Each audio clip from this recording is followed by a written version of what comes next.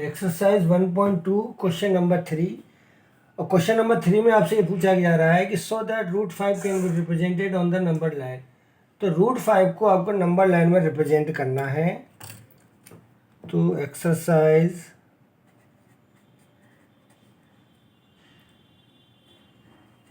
1.2 question number 3। तो root 5 को number line पर प्रेजेंट करने के लिए सबसे पहले आप नंबर लाइन ड्रॉ कर लेते हैं। और नंबर लाइन सबको मालूम है, या आपने एक नंबर लाइन ड्रॉ करी,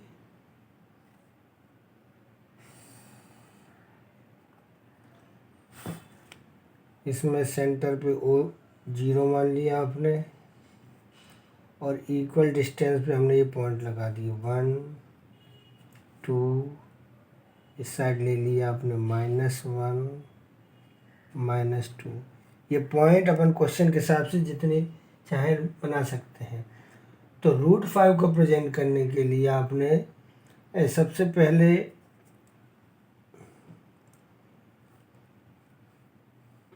ज़ीरो से लेके 2 तक अपन ने एक पॉइंट मान लिया, उसका डिस्टेंस 2 मानते हुए इस पॉइंट को रिप्रेजेंट करा हमने ए पॉइंट से। अब पॉइंट 2 पर 1 सेंटीमीटर, जितना 1 सेंटीमीटर आपको नंबर लाइन में रिप्रेजेंट करा गया डिस्टेंस, उतने ही डिस्टेंस से आपने ऊपर की साइड एक परपेंडिकुलर ले लिया है। लाइन ड्रॉ करी अपन ने 1 सेंटीमीटर की, और उस पॉइंट को नाम दे दिया आपने बी।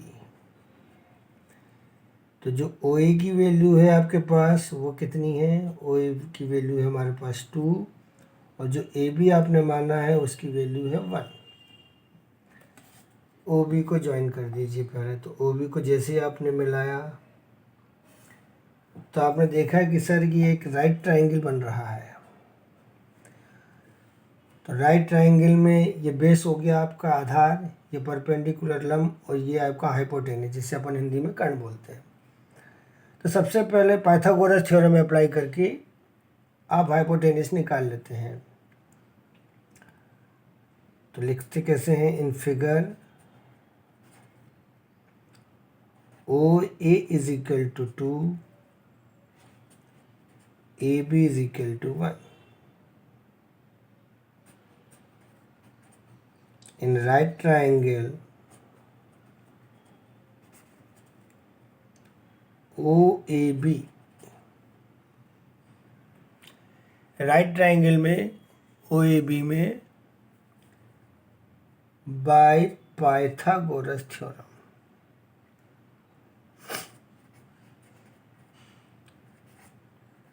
Pythagoras theorem. और पाइथागोरस थ्योरम से क्या बना आपका कि O B square is equal to O A square plus A B square. O A की वैल्यू आपके पास 2 है तो 2 का स्क्वायर, ए बी की वैल्यू 1 है तो 1 का स्क्वायर। तो 2 का स्क्वायर हुआ 4, 1 का स्क्वायर हुआ 1, और हमारी जो ओ बी स्क्वायर की वैल्यू आई वो कितनी आई? 5, और ओ बी की वैल्यू आ गई आपके पास √5। तो ओ बी की वैल्यू √5 आ गई है। लेकिन आपको जो √5 प्रेजेंट करना है वो प्रेजेंट करना है हमको नंबर लाइन पे। तो इसके लिए क्या करते हैं कि ओ से बी तक अपन एक डिस्टेंस नापते हैं कंपास में, और कंपास में डिस्टेंस नापने के बाद ओ पॉइंट से बी तक का डिस्टेंस लेकर कंपास के द्वारा एक आर्क ड्रॉ कर देते हैं।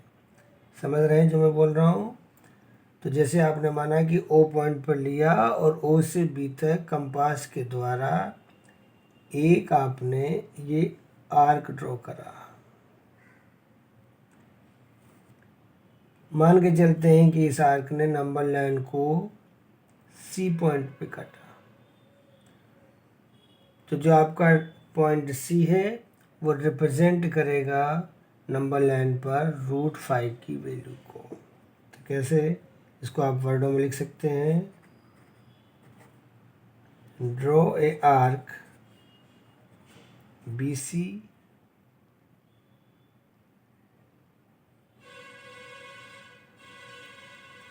at a distance OB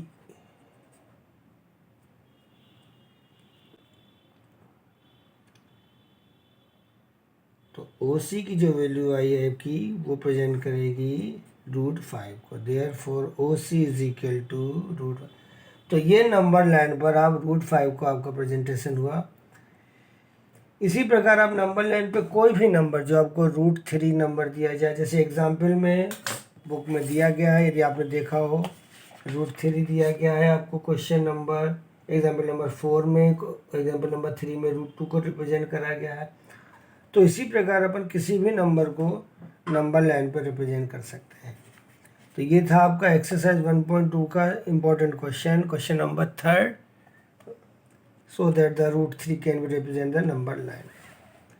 अब अपन आगे बढ़ते हैं क्वेश्चन नंबर, इस एक्सरसाइज से बस केवल ये इम्पोर्टेंट था। एक्सरसाइज 1.3 और 1.3 में जो आपका सबसे मोस्ट इम्पोर्टेंट क्वेश्चन जो एग्ज़ाम की दृष्टि से इम्पोर्टेंट रहता है, उसमें आता है क्वेश्चन नंबर 3, जिसमें ये कहा गया है कि जो नंबर दिए गए हैं उनको हमको P/Q के फॉर्म में कन्वर्ट करना है। जैसे क्वेश्चन नंबर 3 एक्सरसाइज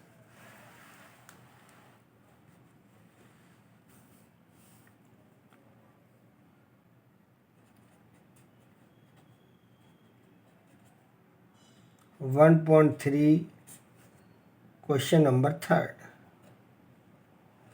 तो क्वेश्चन नंबर 3 का जो फर्स्ट पार्ट है उसमें दिया गया है क्या 0.6 बार, और 0.6 बार को आपको नंबर लाइन पर रिप्रेजेंट 0.6 बार को अपन P/Q के फॉर्म में कन्वर्ट करना है, या P/Q के फॉर्म में एक्सप्रेस करना है या लिखना है। तो लीजिए मान लेते हैं अपन let x is equal to 0.6 bar. आपने जो क्वेश्चन था उसको x के इक्वल मान लिया। तो क्या हुआ x इज इक्वल टू, सबको मालूम है 6 बार का मतलब हुआ 6 infinite times dot dot dot कर लिया, और इसको रिप्रेजेंट करा हमने इक्वेशन नंबर 1 से। अब मल्टीप्लाई बाई 10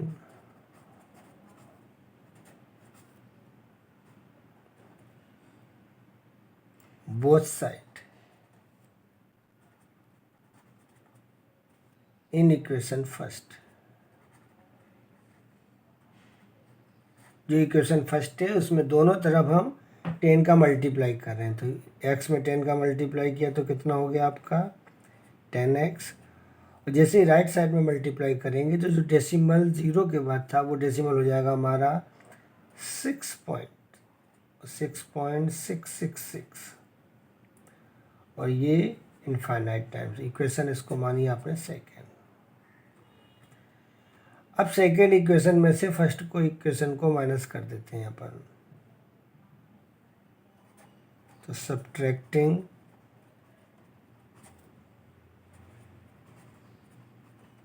इक्वेशन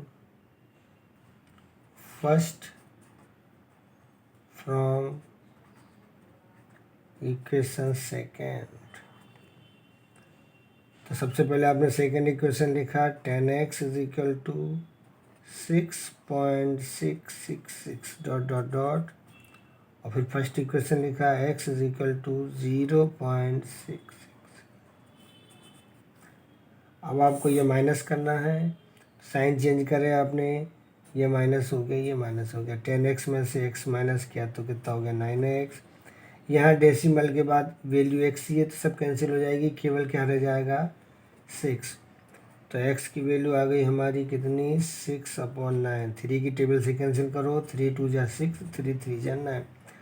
तो x की वैल्यू आ गई 2/3, और जो आपने x माना था वो माना था 0.6 bar. Therefore 0.6 bar is equal to 2/3 means 0.6 bar को यदि अपन P/Q के फॉर्म में कन्वर्ट करना चाहें, लिखना चाहें, तो कैसे लिख सकते हैं आप 2/3।